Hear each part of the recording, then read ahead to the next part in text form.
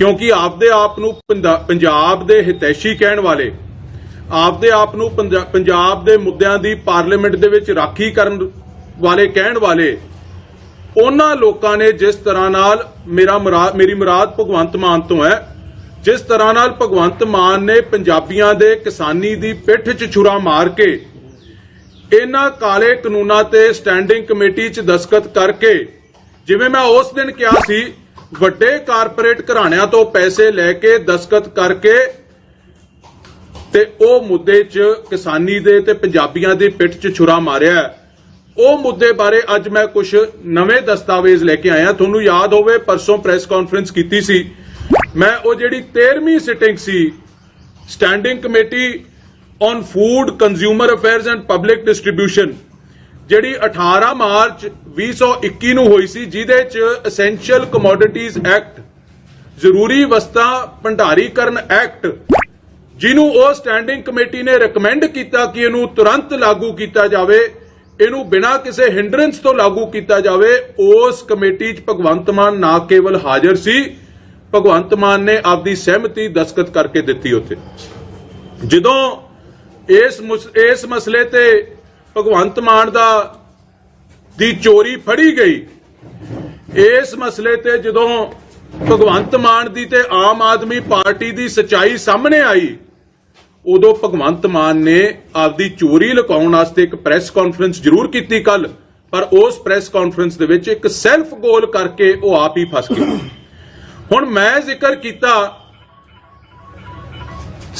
13ਵੀਂ sitting 18 March 2021 ਦੀ ਜਿਹੜੀ meeting ਜਿਹਦੇ ਚ essential commodities act take up ਕੀਤਾ ਗਿਆ, ਮੈਂ ਕਿਹਾ ਮਿੰਟਸ ਉਸ ਮੀਟਿੰਗ ਦੇ ਜਿਹੜੇ ਹੈ ਉਹ ਅਸੀਂ ਲਿਆ ਕੇ ਤੁਹਾਡੇ ਸਾਹਮਣੇ ਰੱਖੇ ਤੇ ਭਗਵੰਤ ਮਾਨ ਤੋਂ ਜਵਾਬ ਮੰਗੇ ਕਿ ਜੇ ਤੁਹਾਡੇ ਕੋਲੇ ਕੋਈ ਜਵਾਬ ਹੈ ਇਹਨਾਂ ਗੱਲਾਂ ਦਾ, ਪੰਜਾਬ ਦੇ ਲੋਕਾਂ ਨੂੰ ਇਹਨਾਂ ਦਾ ਜਵਾਬ ਦਿਓ।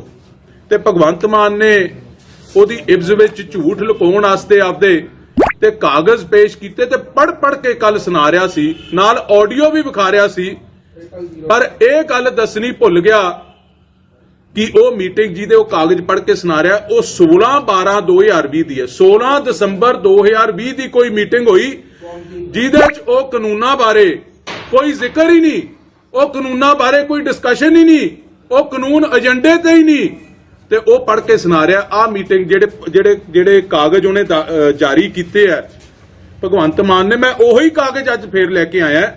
ਉਹਦੇ ਚ ਲਿਖਿਆ ਕੀ ਹੈ, ਟੁਡੇਜ਼ ਮੀਟਿੰਗ ਸੁਣ ਲਿਓ ਹੁਣ, ਜਿਹੜੀ 16/12/2020 ਦੀ ਜਿਹਦੀ ਭਗਵੰਤ ਜ਼ਿਕਰ ਕਰਦਾ ਹੈ, today's meeting has been convened to take evidence of the representatives of the Department of Consumer Affairs on the subject of price rise in essential commodities।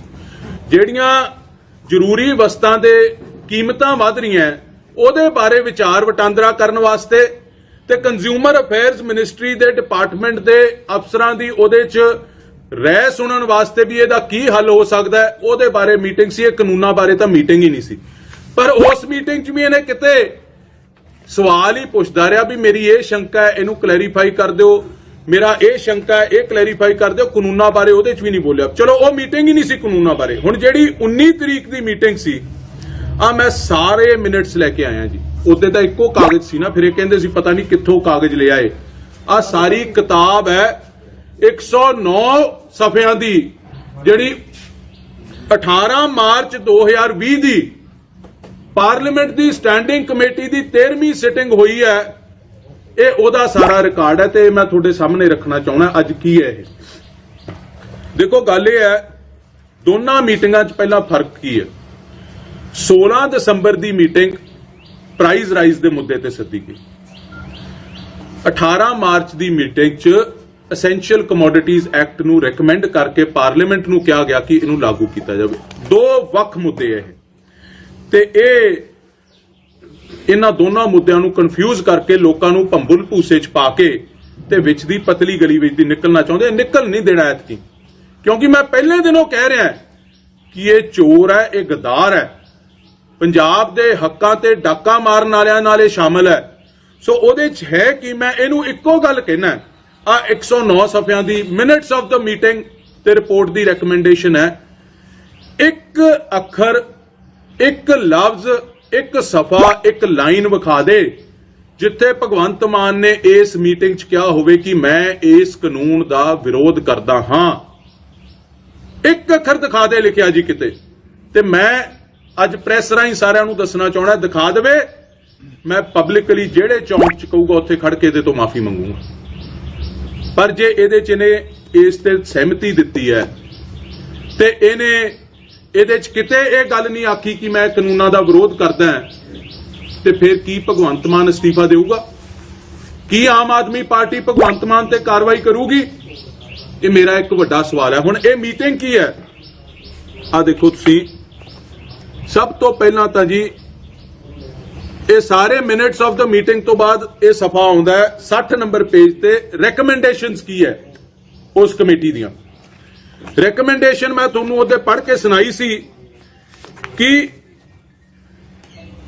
recommend to the government to implement the Essential Commodities Act in letter and spirit without let or hindrance। पहला भूमिका बना के मैं short च कर रहा क्योंकि ये गल मैं पहला कह चुकिया सी। इन्हां ने ये रिकमेंड करता कि एसेंशियल कमोडिटीज अमेंडमेंट एक्ट 2020 तुरंत लागू किया जाए in letter and spirit without let or hindrance. Let or hindrance तो मतलब भी बिना किसी रोक तो इनू लागू किया जाए। फिर अखीर च की होया जी, ਜਦੋਂ मीटिंग की समाप्ति हुंदी है तो ਉਹਦਾ सिनॉप्सिस दिंदे आ ਇਹ 18 मार्च भगवंत मान का नाम। उस तो बाद वो मीटिंग अखीर चो की लिखते हैं, लास्ट लाइना जी मैं पढ़ के सुना रहा तुहानूं, पहला नहीं पढ़िया किसी ने। पहला तो उन्होंने लिखा जी कि चेयरमैन साहब उस दिन गैर हाजिर सी, इस करके एक्टिंग चेयरमैन की प्रधानगी च मीटिंग हुई। आ मुद्दे ये एसेंशियल कमोडिटीज एक्ट बारे डिस्कशन हुई ते कमेटी ने आ सुन लो जी, आ लाइन बड़ी जरूरी है। After due discussion the committee adopted the draft report without any amendments और मॉडिफिकेशन। फिर पढ़ते हैं, after due discussion the committee adopted the draft report without any amendments और मॉडिफिकेशन। 109 नंबर पेज ते अखीर च वो लिखते हैं कि जेड़ियां रिकमेंडेशंस असी कहियां ਜਿਹੜੀਆਂ ਰეკਮੈਂਡੇਸ਼ਨ ਸੀ ਕਿ ਐਸੈਂਸ਼ੀਅਲ ਕਮੋਡਿਟੀਜ਼ ਐਕਟ ਉਹ 3 ਕਾਲੇ ਕਾਨੂੰਨਾਂ ਚੋਂ ਇੱਕ ਕਾਨੂੰਨ ਉਹ ਲਾਗੂ ਕੀਤਾ ਜਾਵੇ ਇਨ ਲੈਟਰ ਐਂਡ ਸਪਿਰਿਟ, ਉਹ ਇੱਕ ਕਮੇਟੀ ਨੇ ਬਿਨਾ ਅਮੈਂਡਮੈਂਟ ਤੋਂ ਬਿਨਾ ਮੋਡੀਫਿਕੇਸ਼ਨ ਤੋਂ ਅਡਾਪਟ ਕਰਕੇ ਪਾਰਲੀਮੈਂਟ ਨੂੰ ਭੇਜਤਾ ਤੇ ਇਹਦੇ ਚ ਭਗਵੰਤ ਮਾਨ ਦੇ ਦਸਤਖਤ ਹੈ। ਤੇ ਮੈਨੂੰ ਇੱਕ ਮੈਂ ਫੇਰ ਕਹਿਣਾ, ਇੱਕ ਅੱਖਰ ਦਿਖਾ ਦੇ ਜਿੱਥੇ ਉਹਨੇ ਕਿਹਾ ਹੋਵੇ ਕਿ ਮੈਂ ਇਹਨੂੰ ਅਪੋਜ਼ ਕਰਦਾ। ਹੁਣ ਲੋਕਾਂ ਨੂੰ ਭੰਬਲ ਭੂਸੇ ਚ ਪਾਉਣ ਦੀ ਕੋਸ਼ਿਸ਼ ਕਰਦਾ ਹੈ, ਲੋਕਾਂ ਨੂੰ ਗੁੰਮਰਾਹ ਕਰਨ ਦੀ ਕੋਸ਼ਿਸ਼ ਕਰਦਾ ਹੈ, ਲੋਕਾਂ ਨੂੰ ਮੂਰਖ ਬਣਾਉਣ ਦੀ ਕੋਸ਼ਿਸ਼ ਕਰਦਾ ਹੈ। ਮੈਂ ਸਵਾਲ ਇਹਨੂੰ ਪੁੱਛ ਰਿਹਾ 18 ਮਾਰਚ ਦੀ ਮੀਟਿੰਗ ਦਾ, ਇਹ ਜਵਾਬ ਦੇ ਰਿਹਾ 16 ਦਸੰਬਰ ਦੀ ਮੀਟਿੰਗ ਦਾ। ਇਹ ਕਿਹਨੂੰ ਮੂਰਖ ਬਣਾਉਣ ਦੀ ਕੋਸ਼ਿਸ਼ ਕਰ ਰਿਹਾ? ਇਹ ਤਾਂ ਜਿਵੇਂ ਆਪਾਂ ਘਰਾਂ 'ਚ ਵੇਖ ਲੈਂਦੇ ਨਾ, ਕੋਈ ਨਿਆਣਾ ਫੜਿਆ ਜਾਵੇ, ਕਿਸੇ ਦੀ ਚੋਰੀ ਫੜੀ ਜਾਵੇ, ਆਪਾਂ ਕਈ ਵਾਰੀ ਆਪਦੇ ਜਵਾਕ ਨੂੰ ਪੁੱਛ ਲੈਂਦੇ ਆ ਤੇਰਾ 18 ਮਾਰਚ ਵਾਲਾ ਪੇਪਰ ਬੜਾ ਮਾੜਾ ਹੋਇਆ, ਤੂੰ ਫੜਿਆ ਗਿਆ ਉਹਦੇ 'ਚ। ਉਹ ਕਹਿੰਦਾ ਮੇਰਾ ਤਾਂ 16 ਦਸੰਬਰ ਵਾਲਾ ਤਾਂ ਬੜਾ ਹੀ ਚੰਗਾ ਹੋਇਆ। मैं पुछी जाना 18 मार्च का, तू पेपर दसी जाना 16 दसंबर का। यह फर्क है दो गल्लां च।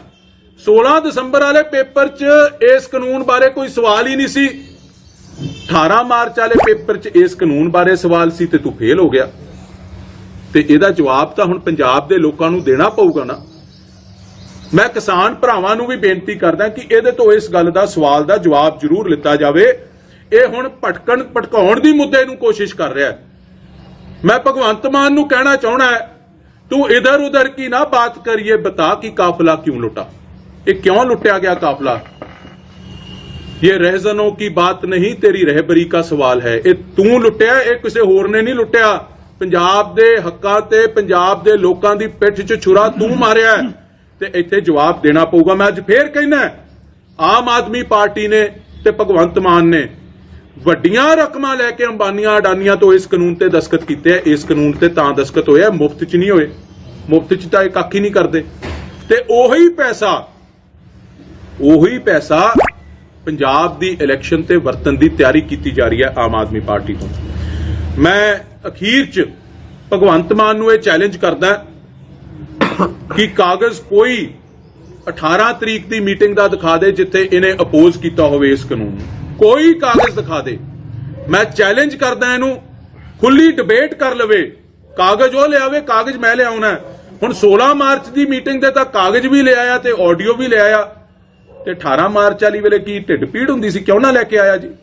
ਜਿਹੜੇ ਬੰਦੇ ਨੂੰ ਭੇਜਿਆ ਸੀ ਪਾਰਲੀਮੈਂਟ 'ਚ 16 ਦਸੰਬਰ ਵਾਲੀ ਲੈਣ ਵਾਸਤੇ, ਉਹਨੂੰ ਕਹਿੰਦਾ 18 ਵਾਲੇ ਵੀ ਲਿਆਉਂਦਾ, 18 ਮਾਰਚ ਵਾਲੇ।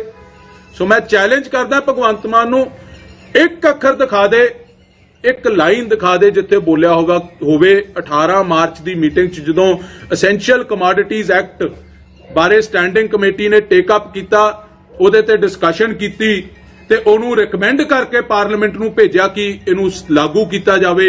ਇੱਕ ਲਾਈਨ ਦਿਖਾ ਦੇਵੇ। ਜੋ ਸਜ਼ਾ ਪੰਜਾਬ ਦੇ ਲੋਕ ਕਹਿਣਗੇ, ਜੋ ਸਜ਼ਾ ਤੁਸੀਂ ਕਹੋਗੇ, ਮੈਂ ਮੀਡੀਆ ਨੂੰ ਵੀ ਕਹਿ ਰਿਹਾ, ਜਿੱਥੇ ਕਹੋਗੇ ਪਬਲਿਕਲੀ ਮਾਫੀ ਮੰਗੂਗਾ।